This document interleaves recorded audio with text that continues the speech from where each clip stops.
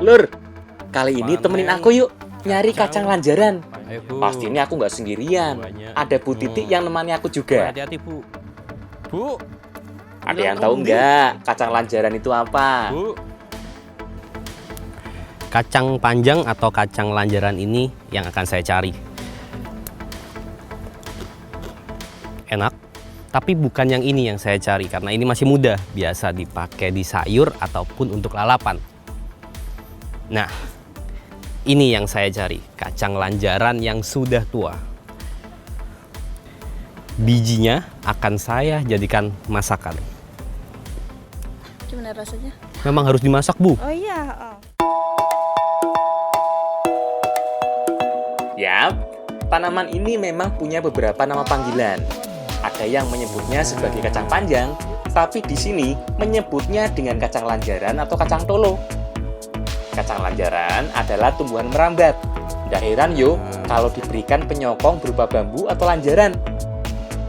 Kalau nggak pakai penyokong yo, tumbuhan ini nggak bakal tumbuh dengan sempurna. Kacang panjang ini cukup populer di Asia Tenggara dan Asia Timur untuk diolah menjadi makanan. Tapi yang akan kumasak ini adalah kacang polongnya. Cari ini yang sudah tua ya lur. Butuh waktu sekitar 45 hari dari awal tanam hingga akhirnya dapat panen lur. Vitamin A dan vitamin C dalam kacang panjang ini cukup banyak ya lur. Pas banget kalau dikonsumsi di masa pandemi sekarang ini. Nah, hasil panen kita sudah cukup yo. Yuk, sekarang kita bawa pulang untuk dimasak.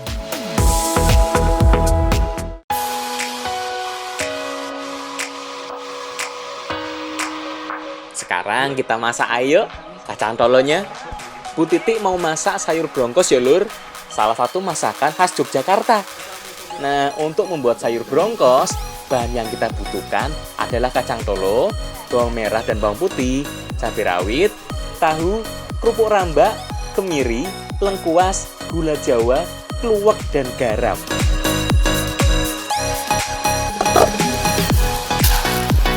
Agar lebih mudah diolah, kacang tolo harus direbus dahulu.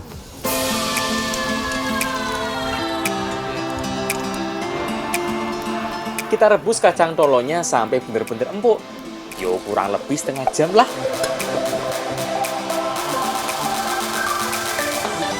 Kalau sudah ngambang di atas air, tandanya sudah matang ya lur. Mbak Kemala memarut kelapa. Satu buah wae cukup ya lur untuk diambil menjadi santan. Bu Titik menghaluskan bumbu rempahnya. Mulai dari bawang merah, bawang putih, dan kemiri. Tambahkan garam untuk perasa dan membuat bumbu semakin halus. Mbak, niki sampun siap damel masak. Sepertinya semuanya sudah siap yo untuk kita masak. Yuk, tak bantuin Mbak Kemala. Pastikan minyak sudah panas, lalu tumis bumbu yang sudah dihaluskan.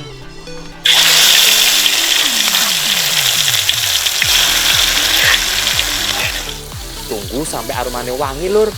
Setelah itu masukkan lengkuas dan cabai rawitnya. Wah, wangi sedap iki. Mbak, wangi. Tuang perlahan-lahan santannya. Sambil terus diaduk biar tidak pecah santannya. Mbak, Agar warnanya kecoklatan, kita masukkan kluwek yang kaya manfaat ke dalam wajan. Selain sebagai pewarna makanan, kluwek juga dapat mencegah radang sendi akibat asam urat karena kaya akan vitamin C. Aduk terus hingga mendidih ya lur. Setelah itu baru masukkan kacang tolonya. Kita masak sampai Mbak, tak benar-benar tuangkan ya. empuk. Ojo lali, tahu dan kerupuk rambaknya ya. Sebagai bahan campuran sayur brongkos. Nah, kalau kurang asin, kita tinggal tambah sendiri. Garam sesuai selera. Tunggu sampai bubuk-bubuk koyong ini, alias mendidih. Udah deh, siap disantap. Waduh, dimakan pakai nasi panas-panas gini, emang paling nikmat ya lur. Wah, nek ngene sih aku bisa nambah 3 kali ki lur.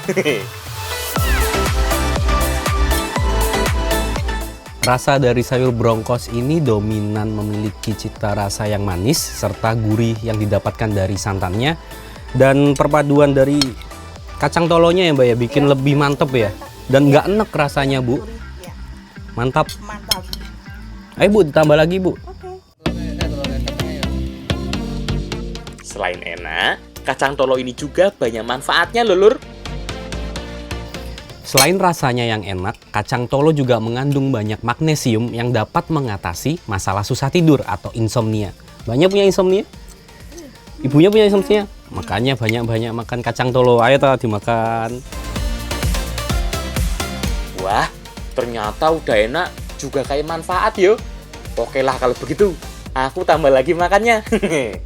Enak kan Mbak? Nah ditambahin lomboknya jadinya pedes.